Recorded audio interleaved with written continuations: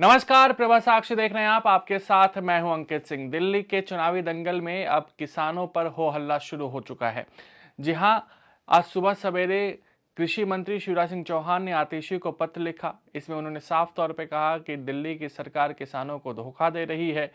दिल्ली की सरकार ने केंद्र द्वारा शुरू की गई योजनाओं को दिल्ली में लागू नहीं किया, जिससे कि किसानों को फायदा हो सके।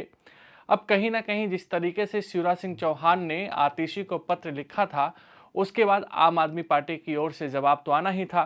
आतिशी ने ही इसको लेकर जवाब दे दिया। आतिशी की ओर से कहा गया कि बीजेपी किसानों की बात कर रही है तो ऐसा लग रहा है जैसे दाऊद इब्राहिम अहिंसा की बात कर रहा हो। कुल मिलाकर देखें तो कहीं ना कहीं किसानों को लेकर जबरदस्त तरीके से रार है।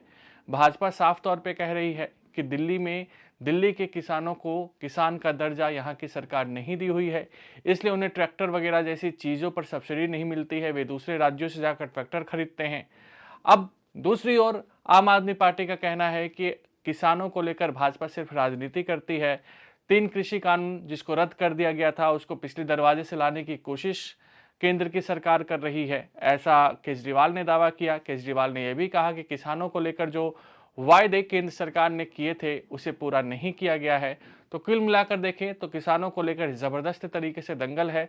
शिवराज सिंह चौहान का बयान सुनिए। इसके अलावा वीरेंद्र सचदेवा जो कि यहाँ के अध्यक्ष हैं, उनका भी बयान सुनिए और किस तरीके से आम आदमी पार्टी ने पलटवार किया है वो भी आपको सुनना होगा। दिल्ली के किसान मुझसे मिले थे, उनको लाभ नहीं मिल रहा। हमारी 20 ग्राम की योजना के लिए उन्हें प्रपोजल ही नहीं भेजे। हमारी मैकेनाइजेशन की योजना है, सूक्ष्म सिंचाई योजना है, प्रधानमंत्री सूक्ष्म सिंचाई योजना, पर ड्राप मोर ड्राप, एक नहीं कई योजनाएं। पत्र में मैंने विस्तार से उल्लेख किया है। केंद्र सरकार अपनी तरफ से पैसा देने को तैयार है, लेकिन दिल्ली की सरकार उन योजनाओं का लाभ ले ही नहीं रही। लाभ दिल्ली की सरकार ने किसानों को लेना है, लेकिन केंद्र अपने आप पैसा नहीं भेजता। राज्य के प्रपोजल पर, प्रस्ताव पर केंद्र योजनाओं का पैसा भेजता है और दिल्ली से कई योजनाओं के केंद्र सरकार की कोई प्रस्ताव आए ही नहीं, इसलिए उन योजनाओं का लाभ नहीं मिला। और इसलिए मैंने कहा कि भाई, राजनीतिक प्रतिस्पर्धा किसान के कल्याण में बाधा नहीं बननी चाहिए। केंद्र और राज्य दोनों को मिलके किसान के कल्याण की योजनाओं को नीचे लागू करना चाहिए।